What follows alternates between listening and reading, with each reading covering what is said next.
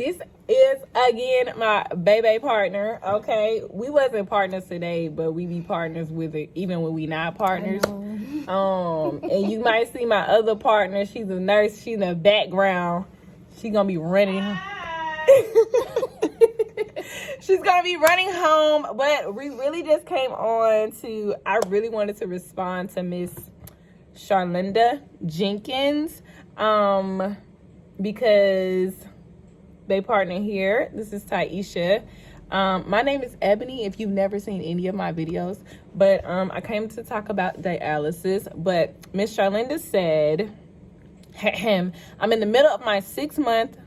Last Wednesday, I tried cannulating a patient on my own who has been a hard stick for me.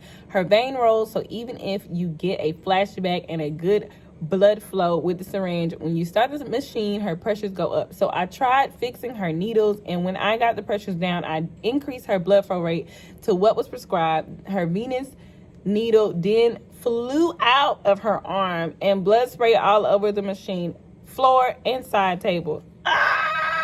Talk about panic. It was so embarrassing for me, and thank goodness she didn't get mad. I think I loosened the tape too much, but luckily I still had gauze on the table, and I put pressure on the site right away. My CN, charge nurse, helped me clean the blood on the machine. When I rinsed her back and cleaned her arm, I asked my coworker to cannulate her for me because after that, I was too nervous.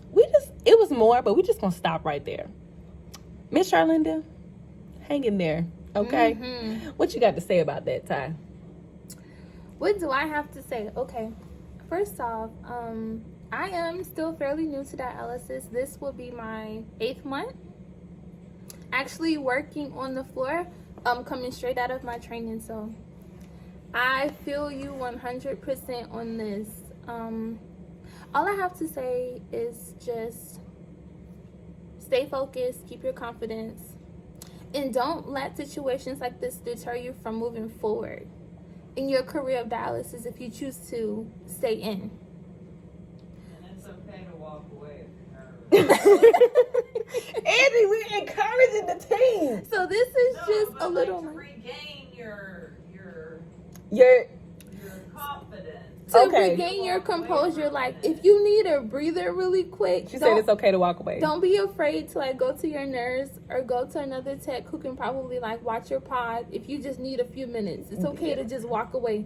Go to the bathroom, breathe, cry if you need to. Whatever you need to do, call somebody and be like, I can't do it. Send a quick text. Because I have definitely done that. I've definitely been like if someone cares enough to say, hey, are you okay? When they're walking past my pot, I'm like, nah, I need a minute. And then they're like, okay. And then they give me that minute. Now, I don't take too long because I know I got to get back. Because it's usually during changeover when you feel like quitting. But you can't.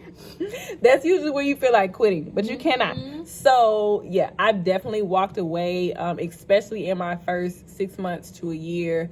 Especially at 6 months, I was overwhelmed. It was always something. I was in a toxic environment, so that really didn't help with the hard labor of what we do.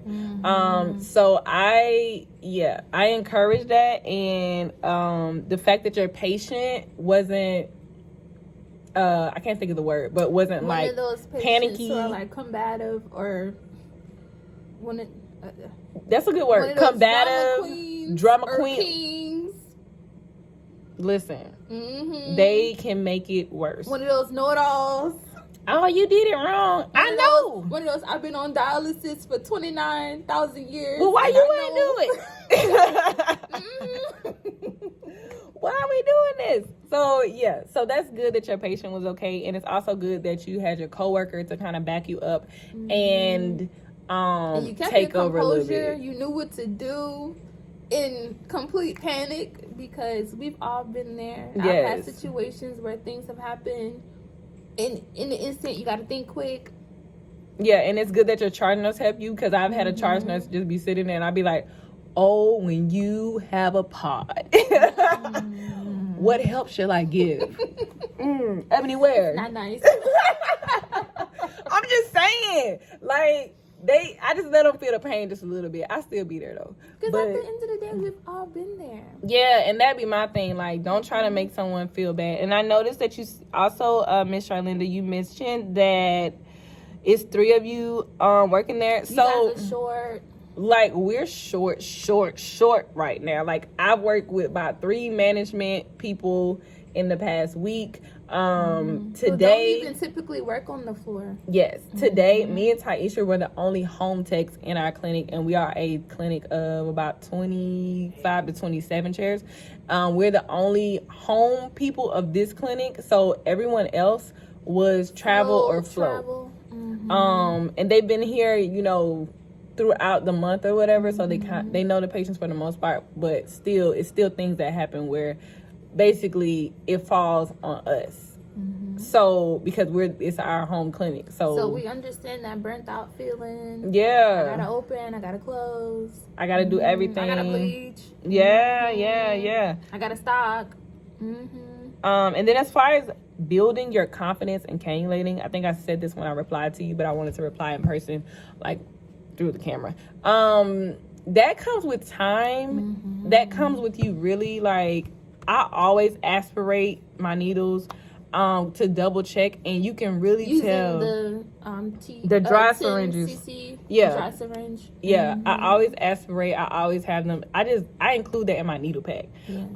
Just because I don't want to have to go back to the station, because our stations aren't like right next to us, but I don't want to have to go back to the station. And I also, especially if it's access that I'm not familiar with, in the first 6 months, I will still like look, listen, feel. Like, they say that, but a lot of people, they don't do it anymore. I don't do it. Once I become really comfortable with the patient, then I do it. You kind of get lax.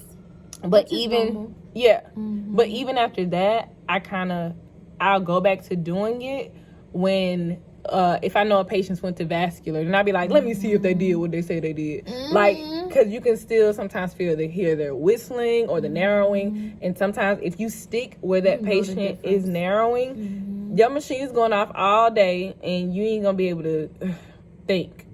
So yeah, it comes with time. That's not what you want to hear, I know, because that ain't what I wanted to hear. But also, if you're at a clinic where they like how you're short staffed, it's like, it's bittersweet. It's bitter because you're gonna be tired and feel like you're doing a lot, but it's sweet because you're the only one and you get to stick all the different types of patients, all the different types of accesses, because there's no one but you. So that's one of the good things about working short staff. What would you have to say about confidence in cannulating? One thing for me, especially when we were winding down our like final weeks of training, when you know you're getting close to taking your test, and of course when you pass, boom, you're headed straight to the floor to work. If you don't feel confident in sticking, don't move forward. If you're still unsure, if you're shaky about it, don't move forward just yet with going on the floor. Talk to your preceptors, talk to the clinical manager, the educators, the clinical educators. Let them know how you're feeling. Open up and tell them, hey, y'all, I do not feel confident. I ain't ready. I'm scared. Yeah. And they will keep you going in your training until you feel more confident. Now, of course, you're going to be scared, especially when you're working on the floor live and you have a pot to yourself. If you do not feel comfortable, ask a nurse. Talk to another tech who you feel like is confident. Watch how they stick the patient. And even talk to the patient, because it's the patient's arm, it's their leg, wherever their access may be. If they are a stick patient, they know their access. Talk to them, open up to them, let them know, like, hey, I'm not sure of this. How did the tech before stick? Where did they stick last? Or how does this feel? You can word it in like, I just want to make sure you're comfortable because this is your access, because some of them will be like, are already they're already on the standby. Stick me. Yeah, and then if they say get somebody else, don't feel any kind of way, because guess what? It's gonna come a day where you're gonna be the only one And guess what? And that's when it's showtime. It's me. I'm all you got.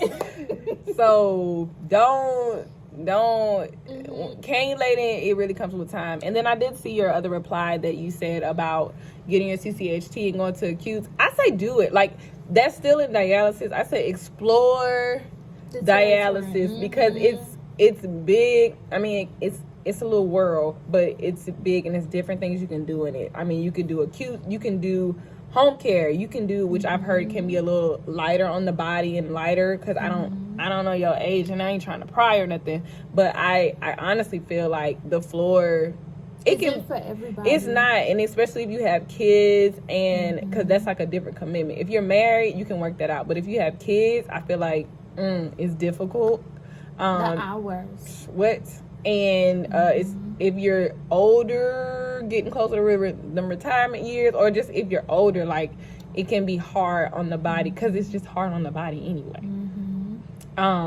But I also want to say, don't let your experiences scare you away from staying on the floor and working on the floor, because it gets better.